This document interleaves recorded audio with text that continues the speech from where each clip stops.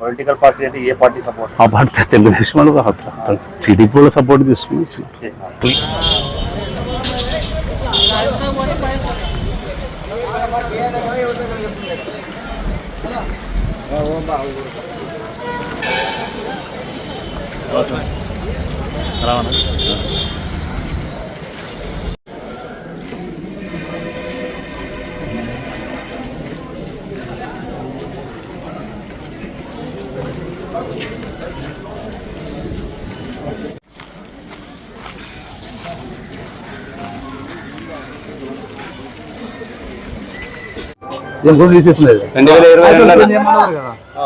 వీళ్ళపై మా ఎప్పటి వాళ్ళు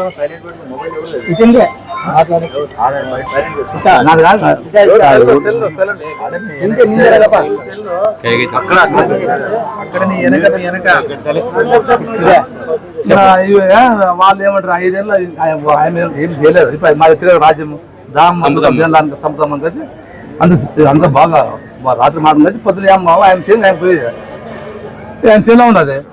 ఆయన చేలో ఉంటే ఇంకా వీడు కొడుకు తండ్రి వాళ్ళంతా అంతా ఒక 5 మంది ఒక గ్రూప్ అంతా ఒక 8-10 మంది ఉంటారు.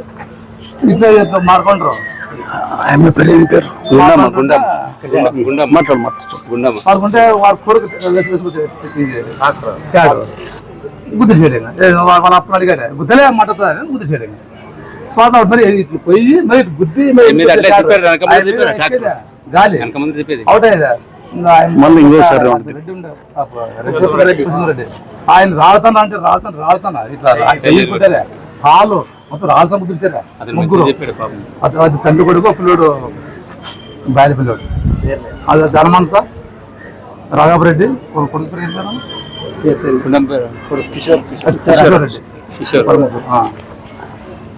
ప్రత్యక్షంగా చూసిన వాళ్ళు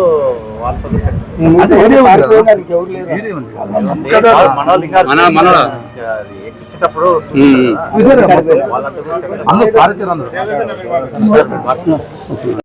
ఇది సివిల్ మ్యాటరు. ఆమె భూకి సంబంధించిన భూమికి రైట్స్ ఆల్ రైట్స్ ఆమెకు ఉన్నవి. నిన్న కూడా పోలీస్ స్టేషన్లో కంప్లైంట్ చేసింది. ఆమె కంప్లైంట్ చేసినప్పుడు అట్లీస్ట్ పోలీస్ డిపార్ట్మెంట్ వాళ్ళు అవతల ఫోన్ చేసి సివిల్ మ్యాటర్స్ అయినా కొంచెం మీరు జాగ్రత్తగా ఉండండి, ఏమైనా మేము మా దగ్గరకు వచ్చి పరిష్కారం చేస్తామని ఉంటే కూడా బాగుండేది. కొంచెము కంట్రోల్ లేదు వాళ్ళది. కాబట్టి వీళ్ళు నెగ్లెక్ట్ చేసినారు టోటలీ డిపార్ట్మెంట్. ఏమైనా కంప్లైంట్ ఇచ్చినా కూడా ఆ కంప్లైంట్ బేస్ మీద వాళ్ళు కనీసం ఫోన్ చేసి మీరు కొంచెం కేర్ఫుల్గా ఉండండి నాయన వచ్చి మా దగ్గర అని నింటే బాగుండేది. కానీ ఇంత దారుణంగా ఒక పొలిటికల్ పార్టీ సపోర్ట్ తీసుకొని ఒక మహిళని, దళిత మహిళని ట్రాక్టర్తో ఎక్కి పట్టబగిలి విధంగా చంపడం ముందు విమర్శిస్తున్నాము, దారుణంగా ఖండిస్తున్నాము. ఇలాంటివి భవిష్యత్తులో జరిగితే తీవ్రమైన పరిణామాలు ఉంటావని మేము మా పార్టీ పరంగా వాళ్ళకి హెచ్చరిస్తున్నాం. పొలిటికల్ పార్టీ అంటే ఏ పార్టీ సపోర్ట్? ఆ పార్టీ తెలుగుదేశం వాళ్ళు టీడీపీ వాళ్ళు సపోర్ట్ తీసుకుని క్లియర్. ఎందుకంటే సివిల్ మ్యాటర్స్లోన చాలా కేర్ఫుల్గా ఉండాలి. డిపార్ట్మెంట్ కూడా కొంచెం చొరవ తీసుకుని ఉంటే ఒక ప్రాణము బలి అయిపోయేది కాదు. ఒక దళిత మహిళ ప్రాణము, ఆమె కొన్న భూమి ఆమె నాటి పోకోకుండా నివారించి హత్య చేసిన, దారుణంగా హత్య చేసినట్టు ఎంత కిరాతకమైన మనందరూ ప్రజలంతా కూడా ఆలోచన చేసుకోవాలి. ఇలాంటివి కూడా భవిష్యత్తులో మండలంలో కానీ నియోజకవర్గంలో కానీ తెలుగుదేశం పార్టీ ఆ కూటమిలకు సంబంధించిన కానీ ఇలాంటి వాళ్ళు ప్రోత్సహించుకోకుండా జాగ్రత్తగా ఉండాలని, లేకపోతే మేము తీవ్రమైన ధర్నాలు హెచ్చరికలు చేస్తున్నామని విజ్ఞప్తి చేస్తున్నాం.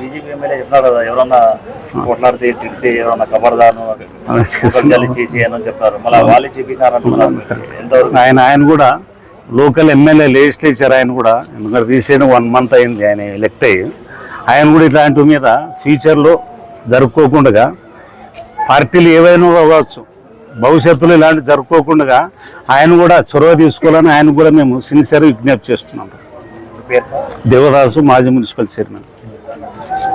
ఆదోని మండలము లాలత్పల్లి గ్రామంలో జరిగినటువంటి ఈ సంఘటన యావత్ నాగరికత ప్రపంచాన్ని ఆలోచింపజేసేదిగా ఉంది. ఇది మనము నాగరిక ప్రపంచంలో ఉన్నామా, ప్రజాస్వామ్యంలో ఉన్నామా, లేదా ఆటవిక ప్రపంచంలో ఉన్నామా అనేటటువంటి ఆలోచనని కలగజేస్తుంది. ఇది ఈ ఆలోచన, ఇలాంటి సంఘటనల వల్ల పచ్చగా ఉండే గ్రామాలు, స్నేహపూర్వకంగా ఉండే గ్రామాలు. ఇలాంటి సంఘటనల వల్ల ప్రతి గ్రామంలో కూడా కక్షలు కార్పణ్యాలు పెరిగి పచ్చగా స్నేహితుల మాదిరిగా ఉండే అవకాశాలన్నింటినీ కూడా దూరం చేస్తాయి. ఇది జరగరాని సంఘటన. మన ఆదోని యొక్క నియోజకవర్గాల్లో దాదాపుగా మేము 15 సంవత్సరాలు 20 సంవత్సరాల నుంచి కానీ ఏ పార్టీ వాళ్ళు మా పార్టీ నాయకుడు చేసిన అధికారం ఉంది, వాళ్ళు పార్టీ నాయకులు చేసిన అధికారులు కూడా ఇంతటి దారుణాలు ఎప్పుడూ చోటు చేసుకోలేదు. దీనిపైన ప్రజాస్వామ్యయుతంగా నిష్పక్షపాతంగా మరి చర్యలు తీసుకోవాలని ప్రభుత్వాన్ని మేము కోరుకుంటున్నాము. మరియు ఇప్పుడు ఉండే ఎమ్మెల్యే గారు కూడా ఆయన వంతు ఎలక్షన్ అయిపోయింది, శాంతియుతంగానే ఉండండి, కక్షలు కార్పణ్యాలు వద్దు అని చెప్పి చాలా మీటింగుల్లో కూడా మేము ఆయన చెప్పింది మేము విన్నాము. ఆయన కూడా బాధితులకి న్యాయం చేయాలా, భవిష్యత్తులో ఆదోని యొక్క నియోజకవర్గంలో ఇలాంటివి జరుపుకోకుండా ఎమ్మెల్యే గారు తన వంతు కృషి ఖచ్చితంగా చేయాలని మా వైఎస్ఆర్ పార్టీ తరఫున కూడా మేము కోరుకుంటున్నాము.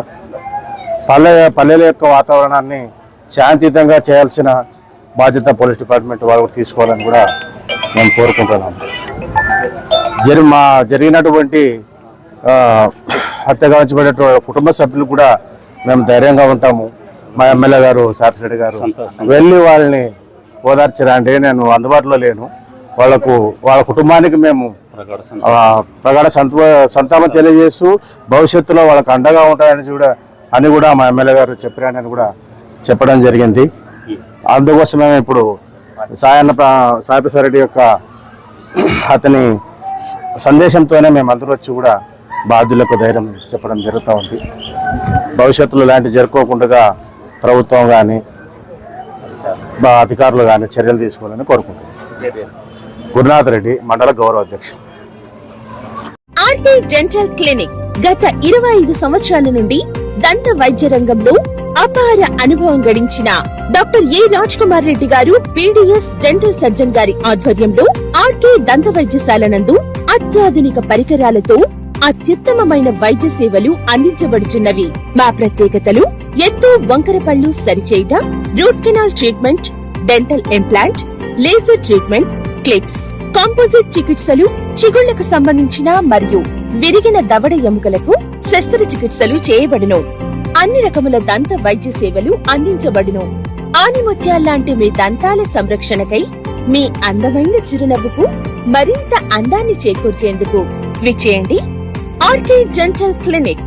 Shop number 19/417, first floor, Balaji complex, B new mobiles పైన, మున్సిపల్ స్కూల్ ఎదురుగా, ఆదోని.